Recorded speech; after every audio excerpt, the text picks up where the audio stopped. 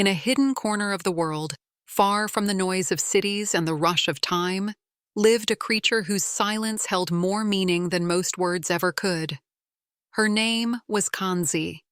She had never known the world as we know it, never stood in a crowd, never scrolled through a screen, never spoke a human language. And yet, she understood love in a way most of us forget. Kanzi was not just a gorilla. She was a survivor, a soul who had seen the worst of what humans could do, and somehow still found a way to trust one of them again. For years, she lived in the care of those who tried to make right what others had broken. Among them was a woman who would come to mean everything to her. A woman who never tried to tame Kanzi, only to know her. They shared no common tongue, no shared history, only the quiet, powerful language of presence. This is the story of their bond, the story of a goodbye no one wanted to say, and a letter Kanzi never read. Kanzi's journey began long before she arrived at the sanctuary. As a baby, she was found abandoned in the aftermath of a poaching raid that left her family dead. At just a few months old, she was alone, her future uncertain. But fate had something else in store for her. She was taken in by a group of conservationists, each of them committed to giving her the life she deserved. The world she was placed in wasn't one of cages, but of care. Care that would change her, and the people around her, forever. Among those who became her family was Dr. Emily Hart, a primate specialist with a deep love for animals, especially those that had faced tragedy. From the moment Emily met Kanzi, there was something undeniable between them. It wasn't just the typical bond between animal and caretaker. It was something deeper, something that spoke to both of them in a language only they understood. Kanzi wasn't just a subject to study, she was a companion, a friend. They spent hours together, Emily talking to her, and Kanzi listening in her way. They developed their own signs, their own way of communicating that was more than just gestures. It was a silent conversation, full of trust and mutual respect. Emily could see it in Kanzi's eyes, the intelligence, the emotion. Kanzi was no ordinary gorilla. She was a being with depth, capable of understanding in ways that few animals ever are. As the years passed, their bond only grew stronger. Kanzi learned to communicate through sign language, picking up words and phrases that allowed her to express herself. She would ask for food, request attention, or even just sign for a hug when she was feeling down. But beyond that, there were moments when words weren't needed.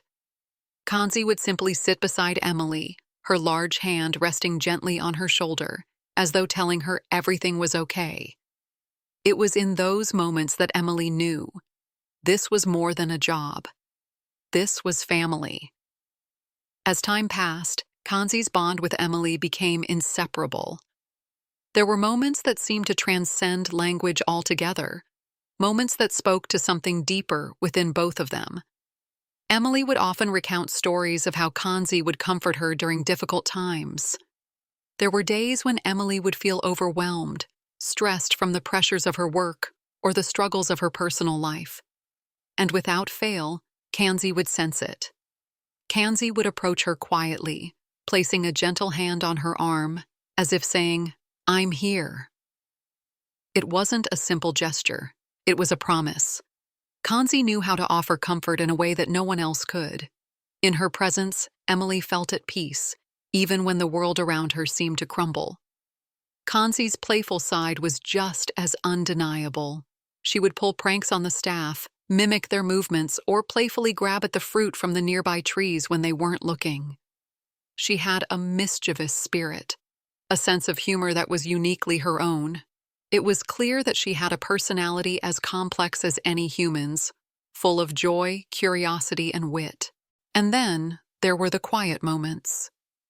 Late in the evening, after the visitors had left and the sanctuary settled into silence, Emily would sit with Kanzi. They'd sit together on a bench under the stars, and Emily would tell Kanzi stories of her life, about her childhood, her dreams, her hopes. She'd laugh and cry, and Kanzi would listen intently, occasionally signing a few words to show she understood. Those moments were some of Emily's most cherished, where it felt like the world had paused And there was nothing but the two of them. In many ways, their relationship was unspoken. It didn't need words. Emily didn't need to explain the depth of her feelings for Kanzi, because Kanzi already knew. There was a mutual understanding, a silent agreement that they were there for each other. It wasn't just a caretaker and an animal. It was something far more profound. They were a family, bound not by blood, but by the silent language of love and trust. The days began to change when Emily's health started to decline. It wasn't sudden, but it was undeniable. The constant fatigue, the doctor's visits, the tests that brought only more bad news. Emily tried to keep up with her work at the sanctuary, but there were days when the pain was too much, when the weight of it all felt unbearable.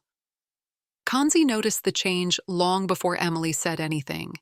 It started with small things: Emily moving slower, looking more tired than usual, her laughter becoming less frequent.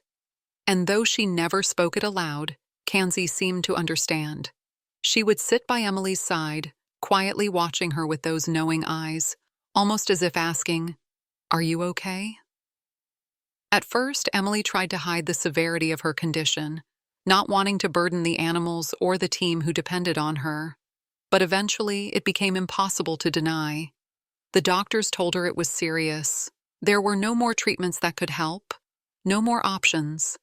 And as the days grew shorter, Emily knew she had to make a choice. She had to step away from the sanctuary. It was the hardest decision of her life. Kanzi was more than just a gorilla to Emily. She was a companion, a friend, a constant presence in a world that felt increasingly uncertain. How could she leave her behind? How could she walk away from the one creature who had been with her through everything? Before she left, Emily wrote a letter to Kanzi. It wasn't a long letter, but it was one that carried all the weight of their years together.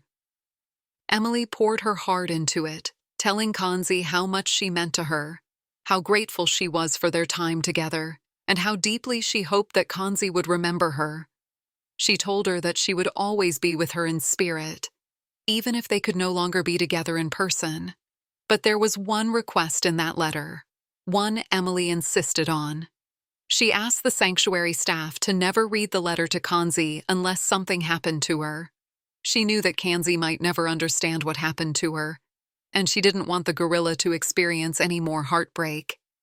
It was a promise made out of love, the final act of a caretaker who had given everything to her animals. Months passed, and Emily's absence weighed heavily on the sanctuary. The team tried their best to maintain a sense of normalcy, but there was a quiet emptiness that couldn't be ignored. Kanzi, who had once been so full of life, began to change. She became withdrawn, spending hours alone in the corners of the sanctuary, staring off into the distance. She no longer played the pranks she once did, and her once vibrant energy seemed to fade into a deep sadness. At first, the staff believed it was just the change in routine. After all, Emily had been the heart of the sanctuary, and perhaps Kanzi was simply adjusting to her absence. But as the weeks turned into months, it became clear that something more profound was happening. Kanzi stopped eating regularly. She refused to engage with the other animals, choosing instead to sit quietly in the places where Emily had spent the most time. It was as if she was waiting for something, or someone, that would never come. Then the news came. Emily had passed away, leaving the sanctuary staff heartbroken. The loss of their leader was a blow, but it was Kanzi who seemed to feel it the most. She became even more distant, retreating into herself in a way that no one had ever seen before. The staff, unsure of how to help, debated what to do next. One of them, a longtime friend of Emily's, suggested reading the letter to Kanzi, thinking it might provide some comfort or closure. But there was a hesitation. Emily had been clear in her request not to read the letter, and part of them wondered if Kanzi would even understand the loss of Emily the way they did. They feared it might just make the pain worse. Still, the letter remained there, unopened, in the small office. It was a promise made out of love that no one had dared to break. But the team couldn't help but wonder, Could the letter truly bring Kanzi the peace she so desperately needed? Or would it serve as another reminder of the deep, unspoken sorrow that had settled over her heart? Kanzi continued to wander the sanctuary in her solitude, her behavior becoming more erratic and distant with each passing day. She would walk to the edge of the forest, looking out over the horizon as if searching for something she could no longer find. There was a deep sadness in her eyes, an ache that no one could truly understand. One afternoon, after a particularly long stretch of silence, Kanzi did something that struck the staff to their core. She made her way to the spot where Emily used to sit, just a simple bench under a large tree, facing the setting sun. Without hesitation, Kanzi sat down, her massive frame sinking into the bench as she rested her chin on her hands, staring into the distance. She stayed there for hours, unmoving. The staff watched from afar, not wanting to disturb her, unsure of what to do. It was as though Kanzi had finally come to the realization that Emily was gone, and she was left to face it alone. The letter, still unopened, sat quietly on the desk in the office. It had remained there, untouched, just as Emily had requested. The team stood by their promise, not wanting to break the trust that had been placed in them. But now, watching Kanzi, they couldn't help but feel the weight of their decision. Was it possible that this silence, the absence of the letter, of any explanation, was only deepening Kanzi's sorrow? Late that night, one of the volunteers, a young woman who had been with the sanctuary for years, quietly picked up the letter. She held it in her hands, feeling the weight of Emily's words, and made her way to the spot where Kanzi sat. Without a word, she knelt down beside the gorilla and placed the letter on the ground between them. Kanzi's eyes, though weary, locked onto the letter for a brief moment, and then, with a soft sign, she gently nudged it away. The staff stood frozen, watching as Kanzi, with no more than a fleeting glance, seemed to understand everything they hadn't said. She didn't need to read the letter. She didn't need the words. She had already known. As the volunteer slowly backed away, she realized that sometimes the most profound goodbyes aren't said aloud. They are felt, and Kanzi's silent farewell was the truest one. There was no need for the letter. Kanzi had already read it, in her own way, through every moment they had shared. In the weeks that followed, the sanctuary slowly began to heal, though the shadows of Emily and Kanzi's shared story lingered in the hearts of everyone who had witnessed their bond. The staff dedicated themselves to continuing Emily's work, ensuring that the sanctuary remained a place of love and care. But there was always a sense that something was missing. To honor both Emily and Kanzi, the sanctuary decided to create a memorial garden, a space where the jungle's beauty would meet the legacy of the two who had changed so many lives. They planted flowers, shrubs, and trees that Emily had loved, along with a special spot where Kanzi had often sat. A stone plaque was placed near the center of the garden, engraved with a simple yet powerful quote from one of Emily's journals. "We were two souls who found each other in the wild." Over time, visitors began to arrive at the garden, some with tears in their eyes, others with a sense of reverence. They would stand in front of the plaque, taking in the serenity of the space, and reflect on the extraordinary relationship between a woman and a gorilla, one that defied the boundaries of species and language. But the garden wasn't just for visitors. It was for those who had worked alongside Emily and Kanzi, the volunteers, the caretakers, the people who had seen the profound connection between them. For them, the garden was a place to remember, to mourn, and to celebrate.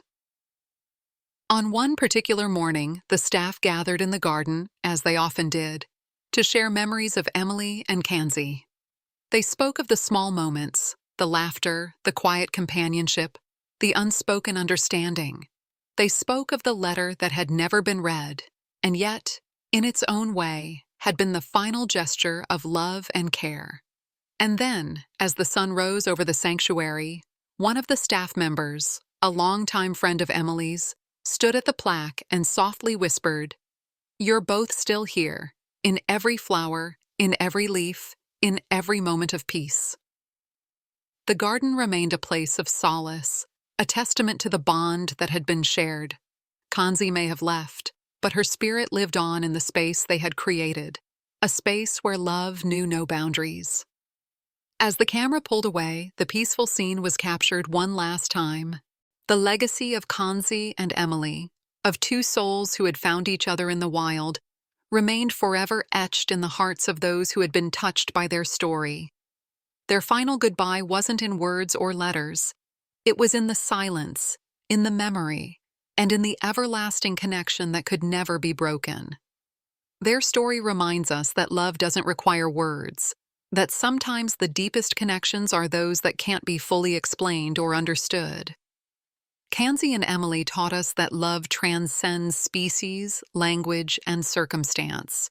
Their bond was never defined by the limits of communication.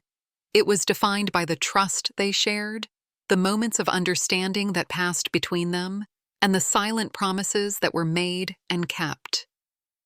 As we reflect on their lives, we are reminded of how important it is to cherish the relationships we have, no matter how they look or who they are with.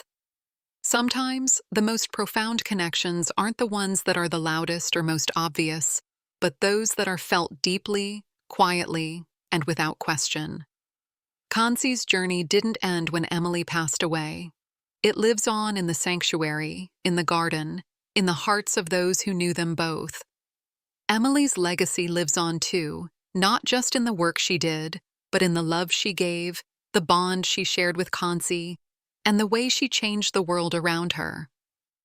Thank you for joining us on this journey, for witnessing a love that will never be forgotten. If you feel inspired, consider supporting wildlife sanctuaries or adopting an animal in need. The work continues, and the legacy of love, connection, and compassion lives on through each and every one of us. If you want to hear more stories of incredible animal connections, remember to like, share, and subscribe for more. And as always, keep your hearts open to the bonds that are waiting to be made, no matter where they come from. Until next time.